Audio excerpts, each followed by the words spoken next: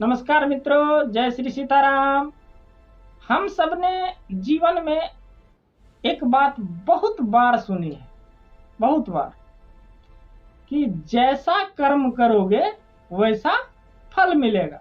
लेकिन क्या आपने कभी यह सोचा है कि कर्म है क्या? क्या केवल काम करना ही कर्म है? क्या हर घटना हमारे कर्म का फल है? अगर सब कुछ कर्म ही है, अगर सब कुछ कर्म से ही होता है, तो फिर भाग्य क्या है और इसमें ईश्वर की भूमिका क्या है? चलिए आज हम इसी गहरे विषय को शांत मन से समझने का प्रयास करेंगे, क्योंकि कर्म को समझे बिना जीवन को समझना लगभग असंभव है। और सबसे पहले हमें यह समझना होगा कि कर्म शब्द का अर्थ क्या है, इसका शाब्दिक अर्थ है क्या। तो संस्कृत में कर्म का अर्थ है क्रिया, यानी जो भी हम करते हैं वह कर्म है। लेकिन केवल हाथ पैर से किया गया काम ही कर्म नहीं है। सनातन दर्शन कहता है मनुष्य 3 प्रकार से कर्म करता है: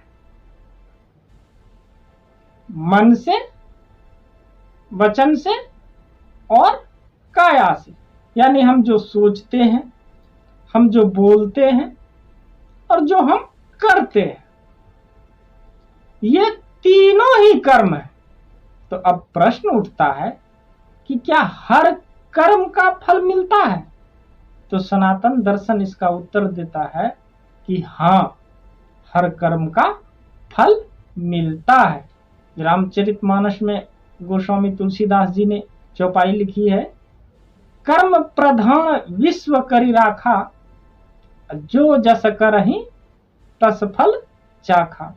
तो प्रकृति में कोई भी क्रिया बिना परिणाम के नहीं रहती।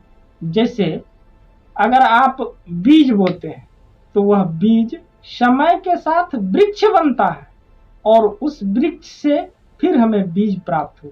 उसी प्रकार हमारे कर्म भी फल बनकर हमारे जीवन में लौटते हैं।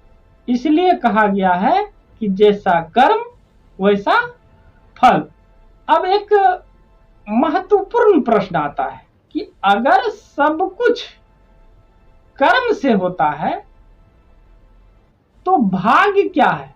तो सनातन दर्शन इसका उत्तर देता है कि भाग्य भी पिछले कर्मों का फल है। यानी कि जो हम आज कर रहे हैं वह प्रारब्ध बन जा रहा है, और जो हम आज भोग रहे हैं वह कभी न कभी किए गए कर्मों का परिणाम है। इसलिए कहा जाता है कि आज का कर्म कल का भाग्य बनता है। कर्म 3 प्रकार के होते हैं। सनातन दर्शन में कर्म को 3 भागों में समझाया गया है। पहला है संचित कर्म, जो संचय किया हुआ है मेरा, ये हमारे पिछले जन्मों के सभी कर्मों का संग्रह है, भंडार। प्रारब्ध कर्म, इनमें से कुछ कर्म ऐसे होते हैं जिनका फल हमें इस जन्म में भोगना ही पड़ता है, इसे ही प्रारब्ध कहते हैं। और तीसरा क्रियमान कर्म, जो कर्म हम अभी इस समय कर रहे हैं उसे क्रियमान कर्म कहते हैं, और यही कर्म भविष्य में हमारे भाग्य बनेंगे।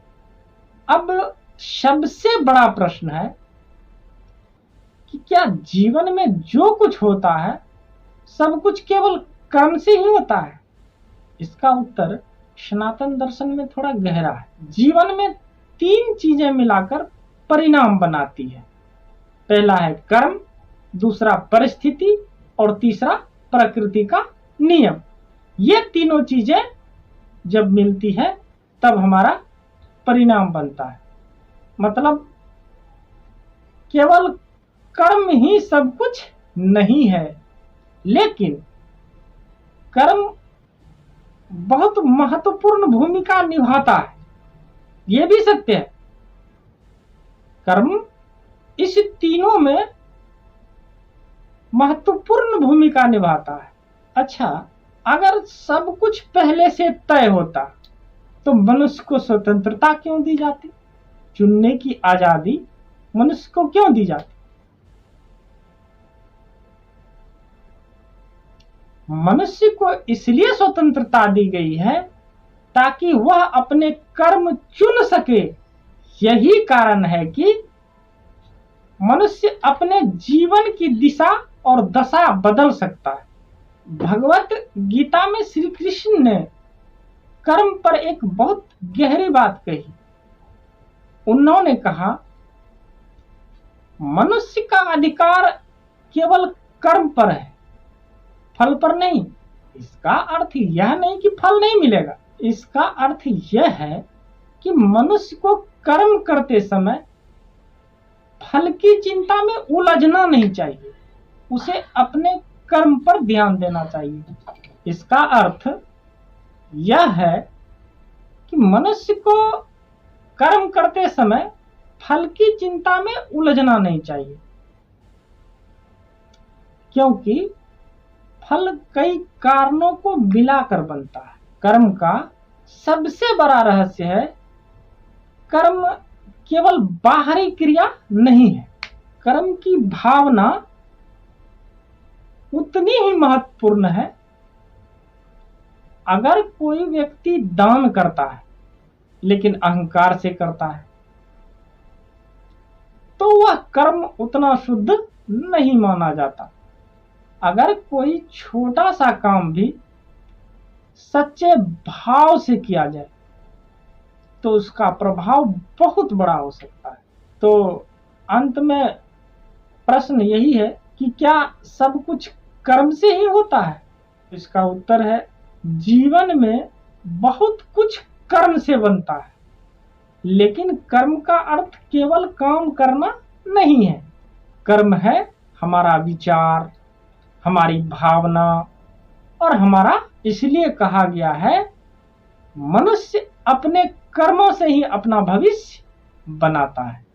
तो अगर आपको यह विचार सार्थक लगा हो, इस वीडियो को आगे साझा करें और फिर मिलेंगे एक नए विषय के साथ। तब तक के लिए जय श्री सीताराम।